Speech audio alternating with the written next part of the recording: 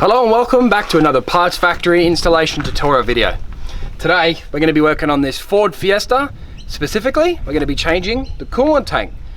Super duper common issue with these Ford Fiestas is that this little pipe here will get real brittle here, and it will all of this hot water that comes back from the I think it's the throttle body over there will actually cause this bottle here to get really brittle and basically spring a leak, and of course you lose all your coolant onto the ground, overheat your engine, especially on a hot summer's day.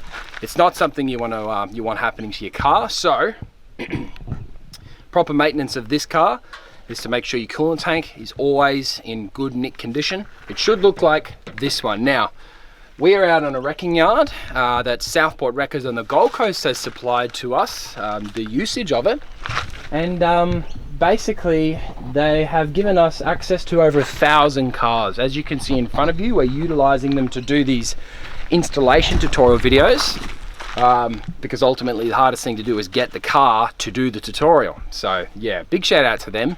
If you're in the market for a used engine, check them out. I'll leave the link in the bottom of this video. You can click on the title, click on the link. I think they're southportwreckers.com.au, and yeah, it's really extensive selection of used engines, so definitely check them out, guys. Now back to the video. This car didn't actually have a tank in it when I got to it, so what I've done is I've installed our Parts Factory equivalent.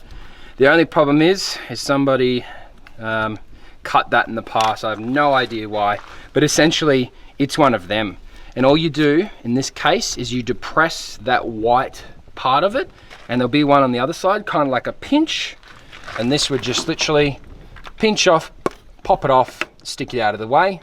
And then, as you can imagine, you've got one little 10mm holding the tank in. You can stick that out of the way. You grab the tank, you give it a wiggle, and it'll actually pop up into the air. And then there's one hose which somebody had cut in the past that we have kind of bodged back on there. There'll be a hose clamp.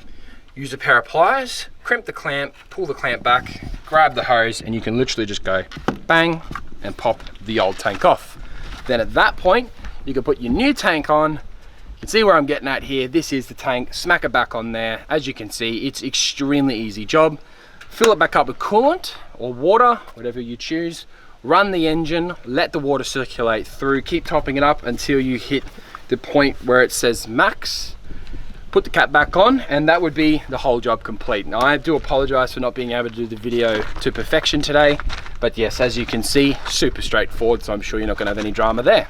Guys, if you need this part, $63.30, available on the website. Click the link in the title, in the description rather, of this video. You can cruise onto the website, we'll send it to your door, it'll arrive overnight, so can't go wrong there, guys. Alrighty guys, thanks for watching. My name's Lucas Strabs, and I will see you next time.